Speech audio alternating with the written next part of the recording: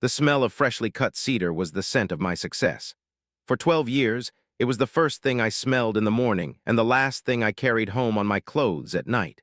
It was the smell of honesty, of hard work, of something real and tangible built with my own two hands. My custom carpentry business wasn't a startup in the modern sense. There were no venture capitalists or flashy pitch decks. It was just me, a pile of savings, and a belief that people still valued quality craftsmanship in a world of flat-pack furniture and disposable goods. And I was right. I built it from a dusty two-car garage into a respected workshop with a 6-month waiting list and a team of 3 skilled craftsmen who I considered family. We built heirloom pieces, furniture meant to last generations, and in doing so, I had built a life for my own family that felt just as solid. A beautiful home in a quiet suburb, a wife I adored who managed the books and our lives with graceful efficiency, and 2 kids whose laughter was the soundtrack to my world. I had everything a man was supposed to want. I had earned it. But a strange kind of restlessness had started to creep in, a low-grade dissatisfaction that I couldn't quite name. My income was good, but it was linear. It was directly proportional to the hours I put in, the sawdust on my clothes, the splinters in my hands. I felt like I was running a marathon, a slow and steady race, while watching others sprint past me in rocket ships. The rocket ships, as it turned out, were fueled by cryptocurrency.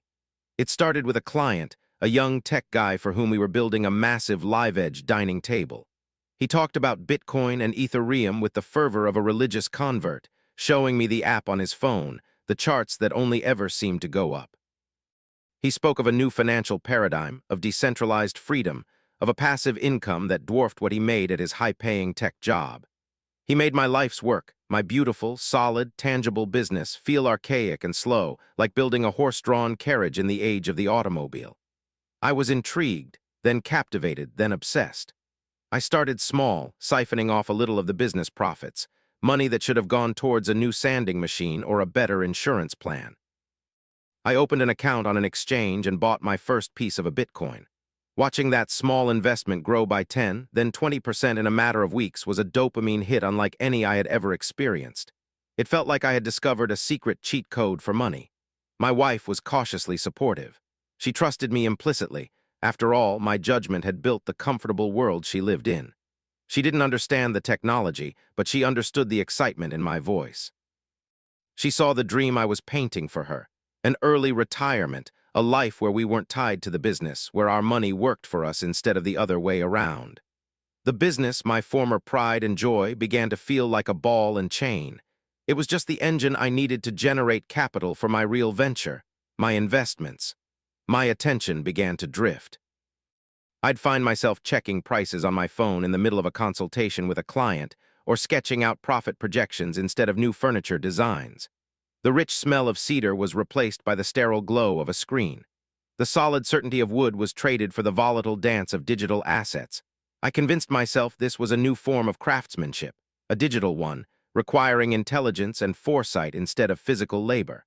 I was building our future, just with different tools. As the market continued its relentless climb, my ambition swelled.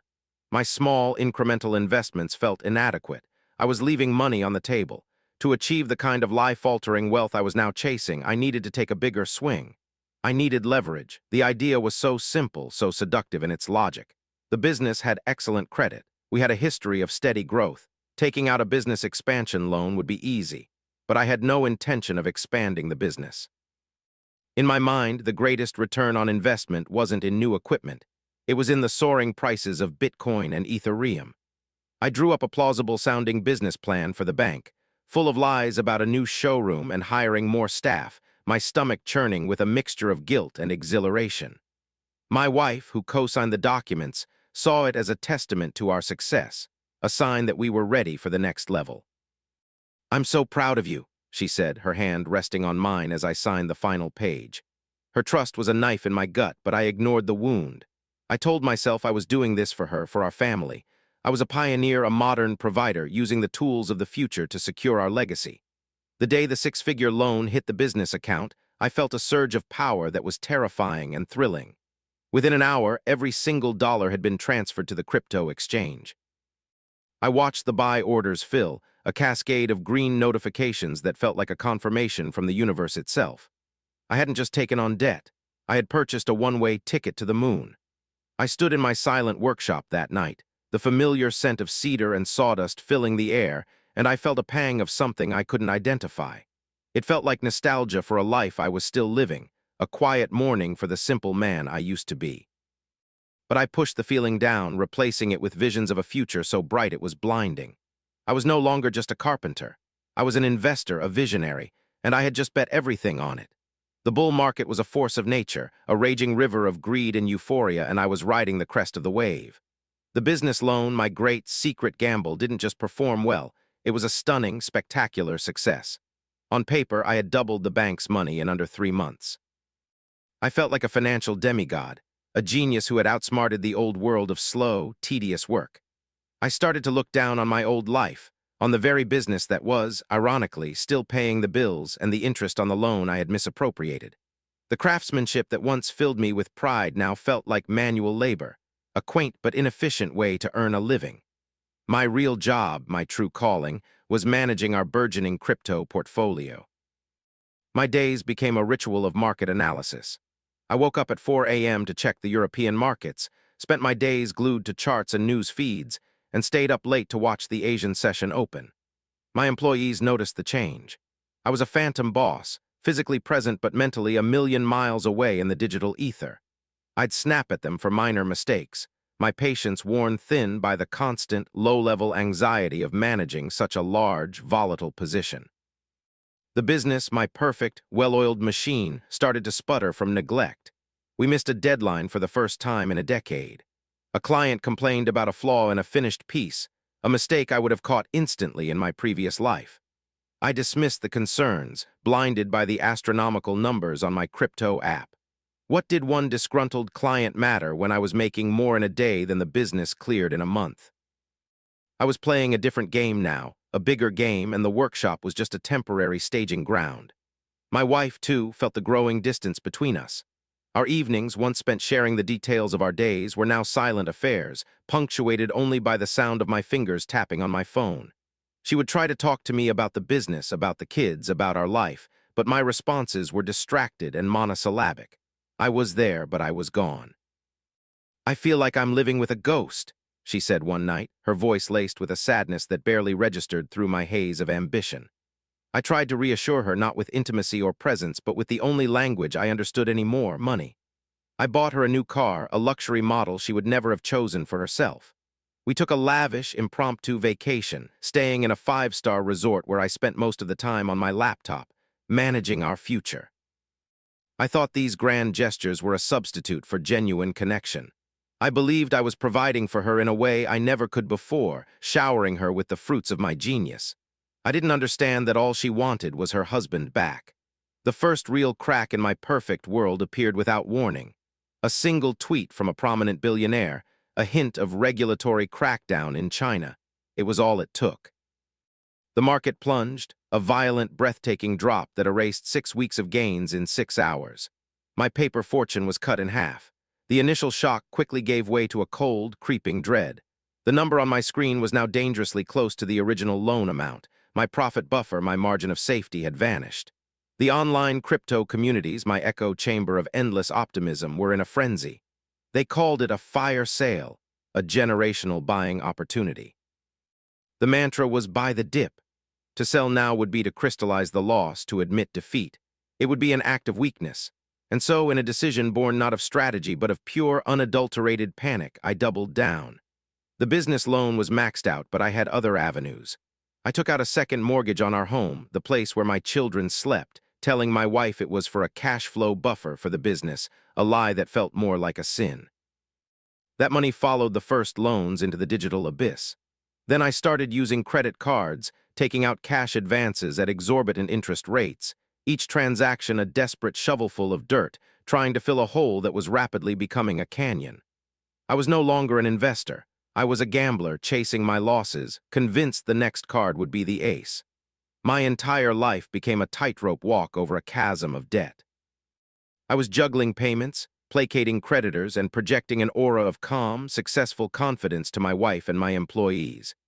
The stress was a physical thing, a constant pressure behind my eyes, a sour taste in my mouth. I wasn't sleeping, subsisting on caffeine and the flickering glow of the charts. My once solid world was now a house of cards built on a foundation of lies and leverage, and the slightest breeze threatened to bring it all crashing down. I would stand in the doorway of my kids' rooms at night, watching them sleep in their beds, so innocent and unaware, and the weight of what I was risking would threaten to crush me.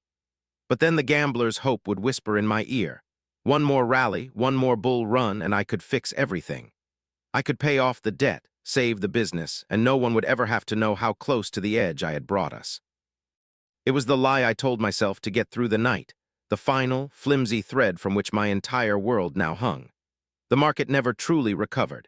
It was a dead cat bounce, a brief, cruel surge of hope followed by a slow, grinding decline that bled my portfolio day after agonizing day. The euphoric chatter on social media was replaced by angry accusations and stories of devastating losses. The dream of a decentralized utopia had curdled into a brutal, zero-sum game, and I was on the losing side. My life had become a grim mathematical equation where my assets were perpetually shrinking while my liabilities grew with the compounding interest of my desperate loans. The finality of my failure wasn't a sudden explosion. It was the slow, suffocating squeeze of an anaconda. The calls started first.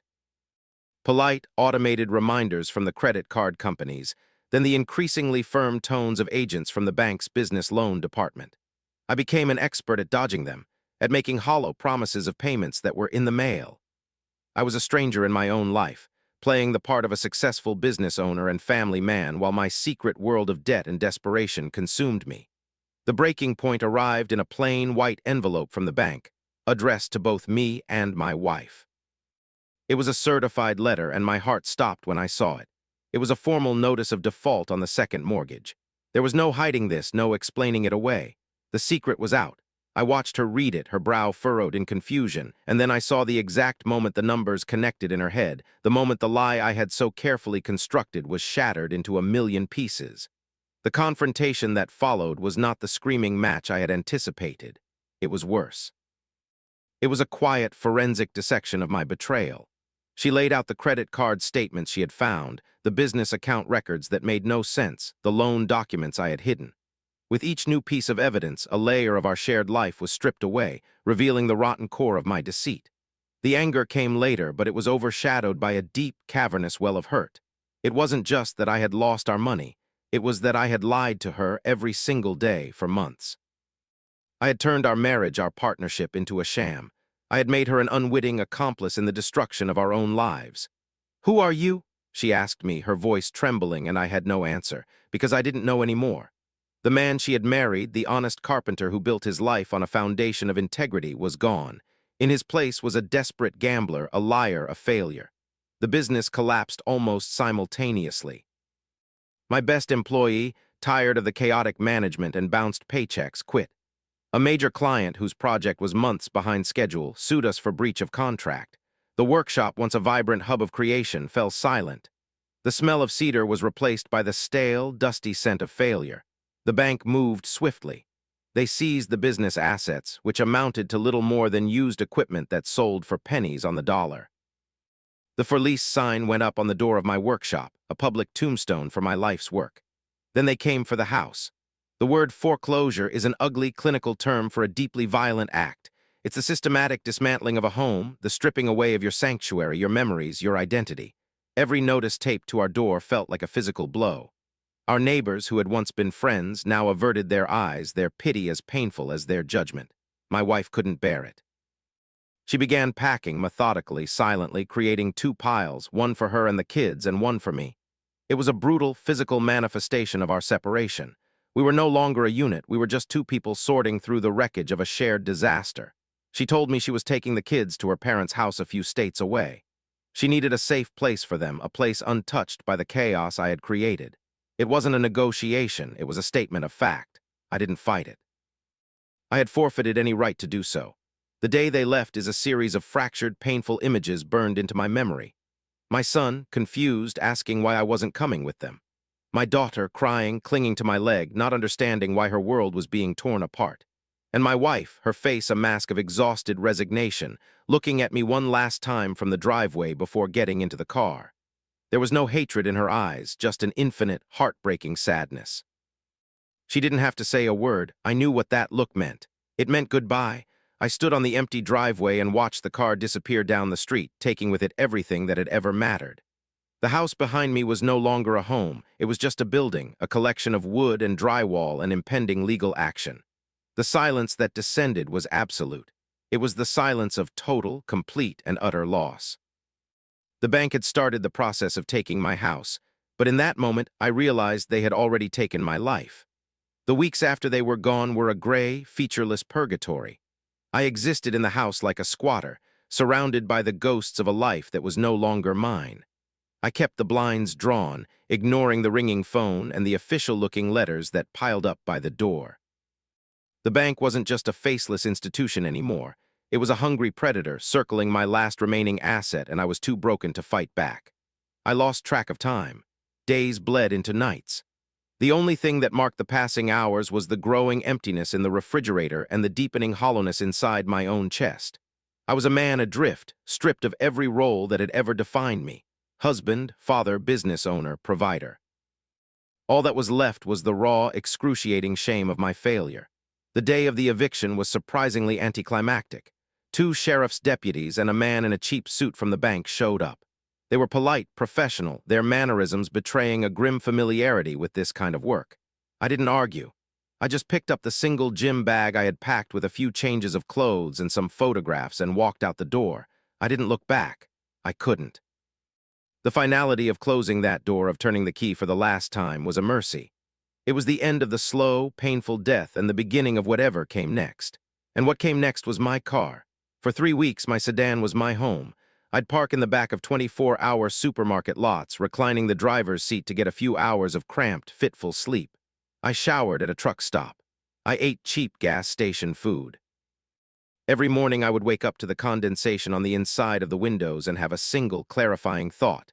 This is what you have done. This is who you are now. Rock bottom has a strange kind of purity to it. When you have absolutely nothing left to lose, you are, in a way, free. One morning, sitting in my car, I saw a "now hiring" sign in the window of a massive distribution warehouse. On a whim, or perhaps out of sheer desperation for human contact, I walked in and applied. I got the job. The work was grueling, monotonous, and utterly humbling. I spent 10 hours a day on my feet, scanning boxes, loading pallets, a nameless cog in a vast, impersonal machine. It paid just enough to get me out of my car and into a tiny, run-down room for rent in a shared house. The place was a world away from my old suburban life, but it was warm, it was dry, and it was a start. The physical exhaustion of the job was a blessing. It left me too tired to think, too drained to dwell on the endless loop of my mistakes. For the first time in years, my income was the direct result of my own physical effort. I would come home, my body aching, and look at the small amount of money I had earned, and it felt more real, more honest than any of the astronomical paper gains I had ever made in the crypto market. It was mine. No one could take it away. It wasn't leveraged. It wasn't a gamble. It was just the simple, clean transaction of a day's work for a day's pay. I started to rebuild not my finances, but myself. I created a budget, a real one based on the harsh reality of my meager income. I started paying down my debts, sending small, symbolic payments to the creditors, an act of penance as much as a financial transaction. The amounts were so small they were almost laughable against the mountain of what I owed, but it was an act of taking responsibility. It was an act of moving forward. After a few months of silence, I worked up the courage to call my wife. I didn't ask for forgiveness. I didn't make promises. I just apologized. I told her I was sorry for the lies, for the fear I had put her and the children through, for the destruction of the life we had built. I expected her to hang up, but she listened. And at the end, she simply said, "I know." It wasn't forgiveness, not yet, but it was a beginning. I started talking to my kids on video calls. At first, they were shy, distant, but I was consistent. I was present. I listened to them, really listened, without the distraction of a flickering chart in the corner of my eye. I learned about their new school, their new friends. I wasn't the rich, successful dad anymore. I was just dad, and slowly they started to open up again. My life today is unrecognizable from what it was. I work in a warehouse. I live in a single room. My most valuable possessions fit in a gym bag. By any conventional measure, I am a failure, but I am more at peace than I have been in years. I have shed the crushing weight of expectation, the toxic need for more. I find value not in my portfolio, but in a long walk after a hard day's work. My passive income is the sound of my daughter's laughter over the phone. My only real investment is in rebuilding the trust I shattered. The bank took my house, my business, my money. They took the entire scaffolding of the life I had built. But they couldn't take the lessons I learned in the rubble. They couldn't take the quiet dignity of an honest day's work. They couldn't take the faint, flickering hope that one day I might be worthy of being a father to my children again. I lost everything chasing a dream of what my life could be, and in the wreckage, I was forced to find the man I was always supposed to become. Every story is only half complete without your voice. I've shared mine, but I want to hear yours. What did this remind you of? Have you been through something that shaped you in the same way? Share it in the comments because your story matters too.